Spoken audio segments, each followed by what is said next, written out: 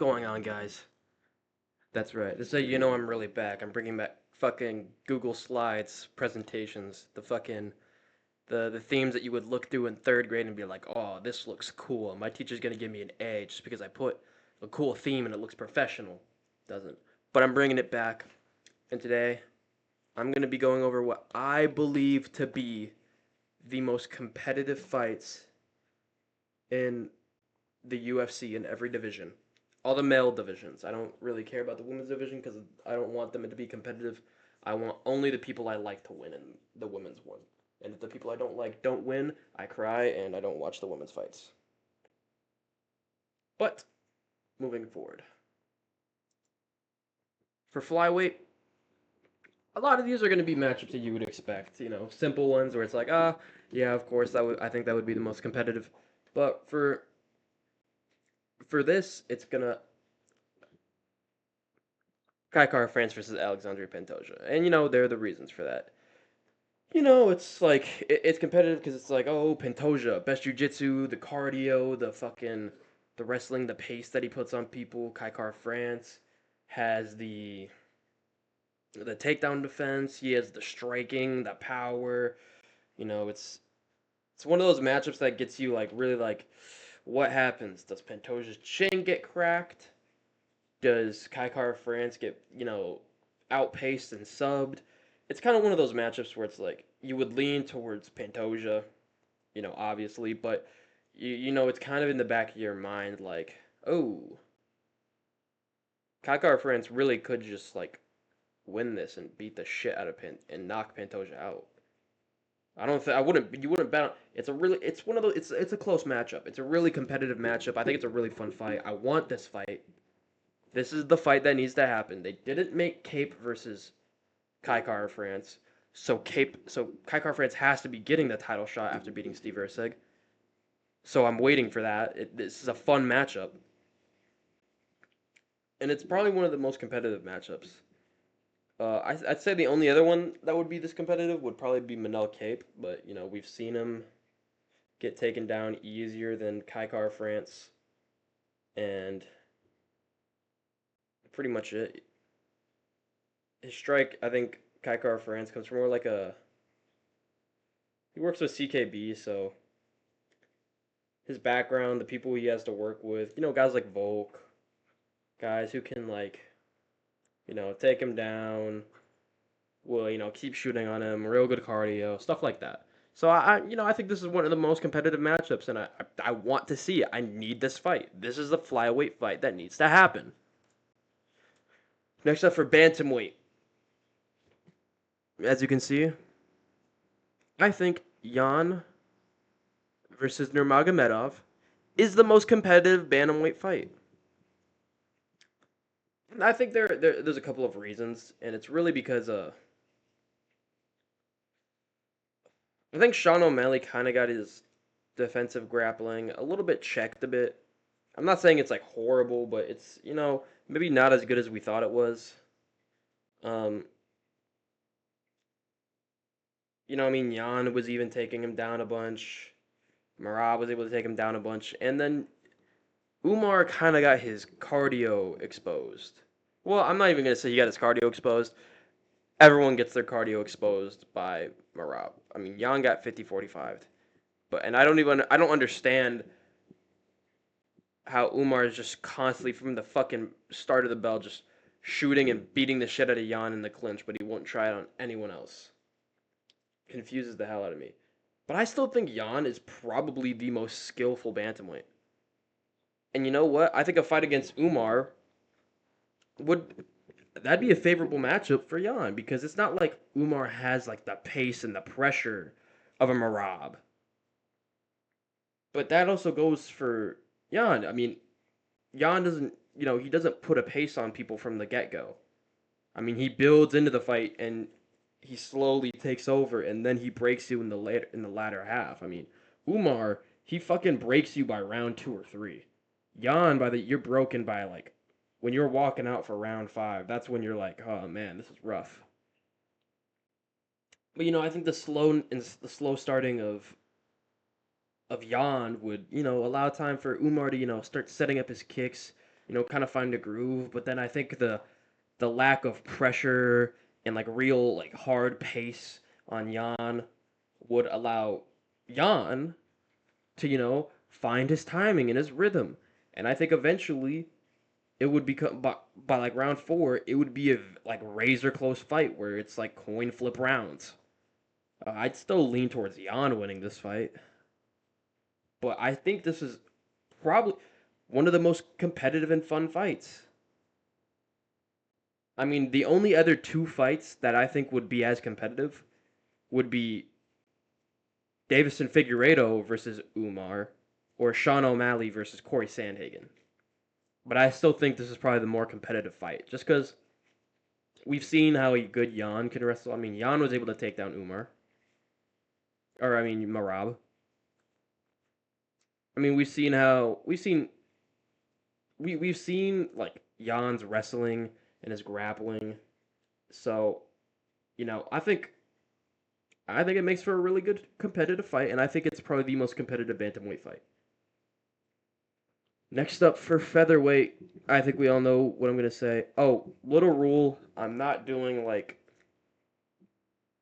for featherweight. I don't do. I'm not for. I'm not doing like cross weight classes. So I'm not doing like if this guy moves up.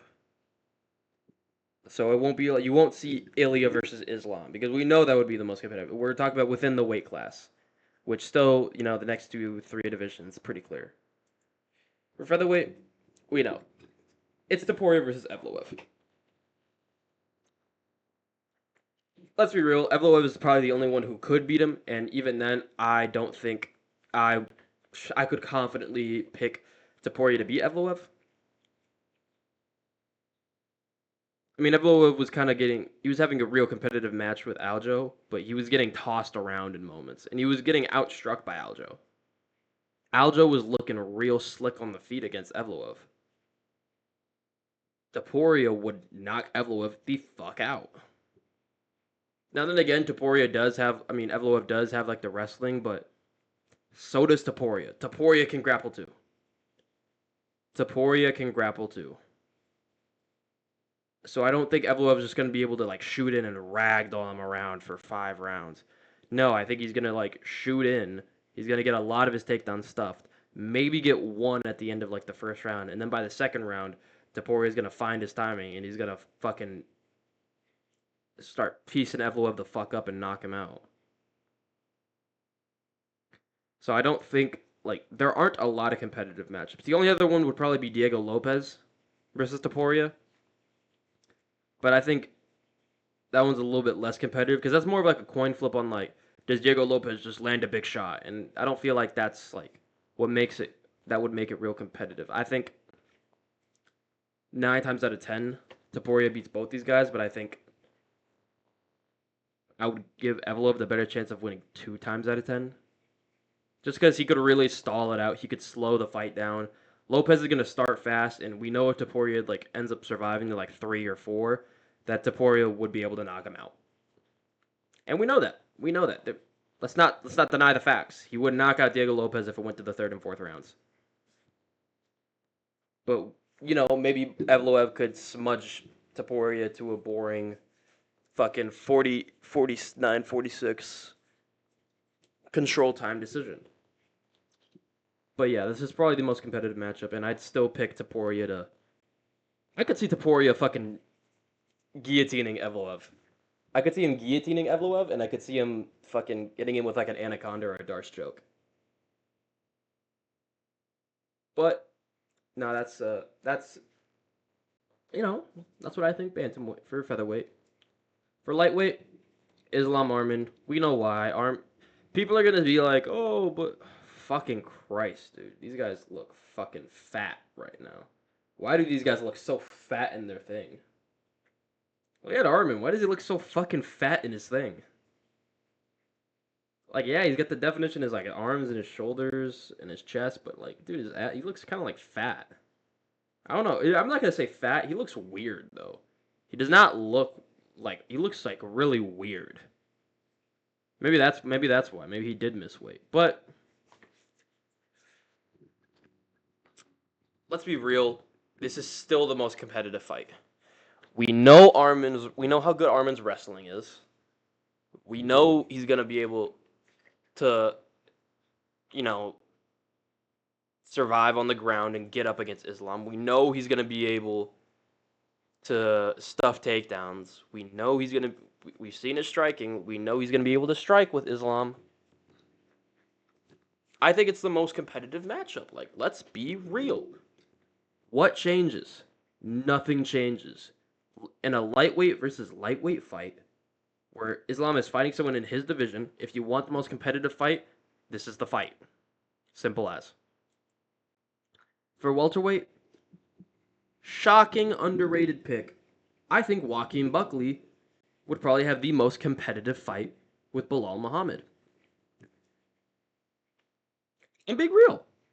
I mean, Joaquin Buckley. I mean, first of all, I'll give. They're like the same height, and Buckley has a reach advantage. Okay, so I think he's gonna be able to find better range with his boxing easier.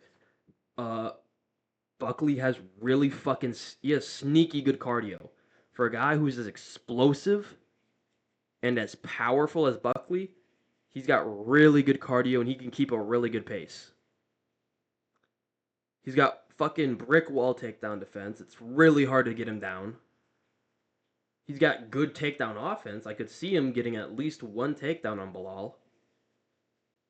Like really early on in the fight, let's like surprising him, like catching Bilal with like a kick, catching Bilal like. Hold on. Holy fuck. Catching Bilal moving forward and then timing a like perfect double leg, getting him down for a second. Maybe holding him there for like 10 seconds, but not too long. I think Bilal could get up pretty easy. But I could see this being a really competitive fight. I think in the striking, I'd give the advantage to Buckley because I think he would be able to find. I think he'd be able to have his moments inside the pocket, and I think he'd be able to hurt Bilal, and I think he'd probably drop Bilal at least once. I don't see Bilal dropping Buckley because Buckley actually has a really good chin at 170. It seems because I don't think he's fighting these really fucking giant dudes, and he's like I think he's just a lot healthier at 170 because it's like he said. I mean, the guy was kind of fucking eating like shit at 185, and now he's like actually eating normal food and not fucking Wendy's like he said. But yeah, I think this is the most competitive fight. I think Buckley could stuff the takedowns. I think he would work Bilal inside the pocket. But I also think Bilal would probably do better at range because Bilal actually does have pretty good boxing. So I'm not gonna say Buckley would work him in the pocket. I think Buckley would beat him in the pocket majority of the time, but it would still be good even exchanges. I'd say Buckley would just get the better edge of them. But Buckley does. I mean, Bilal does have those good kicks at range. That body and head kick that he has are actually pretty solid. So I could see him putting in good work with that. I could see this being a really competitive matchup. I'll be real. For middleweight, I know the thumbnail is deceiving. I think Nasruddin Imavov. You didn't see any of that. I think Nasruddin Imavov and Kyle Baralho. I gotta say, that's the most competitive middleweight matchup. And it's kind of like the matchup I really wanted to see after the Brendan Allen fight. I was like, do Imavov versus Kyle Baralho. That would be a really fucking awesome fight. I think people would love that. And then they did Imavov versus Adesanya, and I was like, oh, I mean, yeah, this is still a fun fight too, but I'd just rather see Imavov versus Baralho because I'm like a big Kyle Baralho fan. I'm a big Kyle Baralho fan. I could not confidently tell you that. I could not tell you with 100% confidence that I think Baralho would win. I'd pick Baralho. I have reasons for picking Baralho. I could not look you dead in the eyes and be like, Baralho is a lock. If you pick him, he's guaranteed to win. Or I'm 100% confident that Baralho would do it, would get it done. Couldn't tell you that with 100% honesty. Because these guys are fucking damn near identical style-wise. Both of these guys, they can float. They can kind of float around on the outside. Imavov floats around. I'll say Imavov does it way better, just because I think that's his fancy footwork kind of style. But both of these guys, they kind of float around on the outside. They utilize a lot of leg kicks, body kicks, head kicks. I mean, we saw that for Baralho against Cannonier. He can utilize. He's got really good, lead leg kicks and rear leg kicks, and their striking is pretty similar. But I'll say Imavov has the more, like karate stance style striking with his hands. Actually, no, he kind of switches up. He kind of box. He boxes. He's a better like boxing stance than Brauho. Brauho kind of has like a Philly shell, and he utilizes like his jab and he utilizes a check hook a lot. He utilizes like because he's naturally right-handed, but he stands southpaw, so he uses like a lead check hook a lot, and it's sneaky powerful because it's his power hand. It's his real power hand. So when he throws it, it lands a lot harder than people would expect. But I mean, these guys both have good offensive grappling. These guys can both grapple well. I'll give the jujitsu and grappling edge to Baralho just slightly. Uh, I'll say the overall grappling edge still goes to Baralho. If I had to think of like offensive wrestling, I'd say I'd slightly lean towards Imavov just because his takedown entries look a little bit more slick, a little more technical. He can get deeper in on them. Baralho, I'll give like the jujitsu advantage, 100%. He's slick with his back takes. Uh, people are gonna say some shit like, "Oh, but you got taken down by Paul Craig." Ankalaev got taken down by Paul Craig, and people think he's gonna ragdoll Pereira. But I mean, these guys are both really solid on the feet. They both got solid grappling. The only thing I could say is that if the fight goes on, like when the fight goes on to the fourth and fifth rounds, I could see this being like a high-paced competitive fight for the first couple rounds. I think Baralho would start to take over. I wouldn't see him getting chinned the same way as like Cannonier and rocked as bad. Because I know Imavov does have like fucking power. Because we've seen it now. This guy has fucking he's got fucking heat in his hands. But Baralho has a pretty solid chin. We've seen him take some big shots. Like he took some pretty big and mean shots off Cannonier, and I'd say Cannonier still has some solid pop to his shots. So, but this is just one of those matchups where it's such a coin flip matchup. Like obviously the only other more competitive matchup, Drake is Hamzat, but people wouldn't call that competitive because some people think Drake is going to dominate. Some people think Hamzat submits him in one round. I think everyone at this point would admit Imavov versus Brauho is a super, super high level competitive fight where I think most people wouldn't confidently give you an answer for who would win. But I want to see this fight. However, I don't think we're going to get this fight now because Imavov did knock out Adesanya, and I don't think he should have to fight Baralho at this point. The only thing, if Baralho like fought Whitaker and beat Whitaker, or fought Strickland and beat Strickland, then I think Imavov and Baralho should have to fight because then it's one of those like, oh, what do we do now? Because we have two guys who just knocked out the former champions, or just beat the former champions. Sorry. What are we gonna do now? So if Baralho beat like Whitaker or Strickland, then I'd be like, okay, yeah, let's get a step up here. Let's maybe match them up together. Who knows? Maybe then we could do like, I think if Baralho in the meantime beats a Whitaker or a Strickland, while Dricus fights Hamza, and if Baralho wins and Dricus wins, do Dricus versus Alex Pereira, and then do Imavov versus Baralho for the interim belt.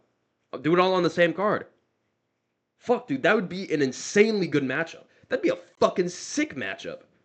You get a sick interim championship fight, And then you get a sick middleweight title fight regardless afterwards. So I think it'd be fucking awesome. But this is probably the most competitive matchup. This is the most competitive matchup. This turned into like a matchmaking bit, but I don't know. I like middleweight now. Middleweight right now is probably in the best spot it's ever been. These are probably the most skilled middleweight has ever been. Light heavyweight, what do you expect? Ankalaev Ferreira. Uh, it's one of those matchups where it's like I'm confident in picking Pereira, but it's like I could see Ankalaev just fucking taking him down and making it boring, smudging him. But I think if it stands in the feet, people think that Ankalaev could just sleep Pereira. I don't think so. Pereira's a really good shin. And Ankalaev kind of like encroaches forward. He's not one of these like people who blitz in like Khalil Rountree did. He kind of like encroaches forward. His leg is there to get hit a lot. I think he could.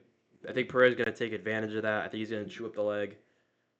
It still is a competitive fight. It still is close. I think the odds being what they are is fair. I think it's completely fair. But regardless, it's still a really competitive fight, and yeah, I don't think there's an argument for anything else. I think the only two things I could possibly think of is if you did Carlos Olerberg versus Yuri, or if you did like Khalil Roundtree versus like Volkan Oezdemir. I think those would be pretty competitive and fun matchups. But it's like I still think this is a very clear like this is the matchup to make. This is the matchup where you don't know, and that's really it. And for heavyweight, finally, last but not least, I know shocker, it isn't Aspinall versus John Jones. Because I think Almeida is probably the scariest matchup. Because we know Almeida's a cardio machine. We know he's a freak roid monster.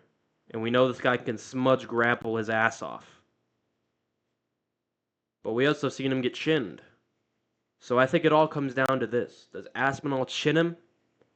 Or does Almeida get a kiss on his penis? Sorry, my fault. Does he get to smell his nuts while fucking shooting 32 takedowns a fucking second and fucking picking up and slamming Aspinall? Because you know what? Almeida definitely could pick up and slam Aspinall. Let's be real. He's a fucking freak of nature. Almeida is a fucking freak. He's definitely roided up. No fucking way he's not. I mean, he was tossing around. He was at a 30-pound weight disadvantage against Blades, and he was tossing Blades above like the fucking the foam tops of the cage. He was tossing Blades up. He was literally throwing Blades up in the fucking air. But I do think Aspinall has pretty good takedown defense, and I do think he's light-footed enough to where he would be able to float around before Almeida could find like a real good shot and then land something really crisp. And I think he could, yeah, I think he would beat Almeida. But, you never know. It's one of those matches where I'd actually go into it like really worried, like, ah, dude, what the fuck? What if Almeida fucking tries to, what if he starts crotch sniffing? But, you never know. But that's it. Tell me what you guys think the most competitive matchups is. This isn't matchmaking the next big fights or anything. This is what I think the competitive fights are at the highest level. The highest level to most competitive like ratio. That's what this is. So don't fucking go around saying anything else. Like trying to make a big deal about this. Okay? But tell me what you guys think. Bye bye.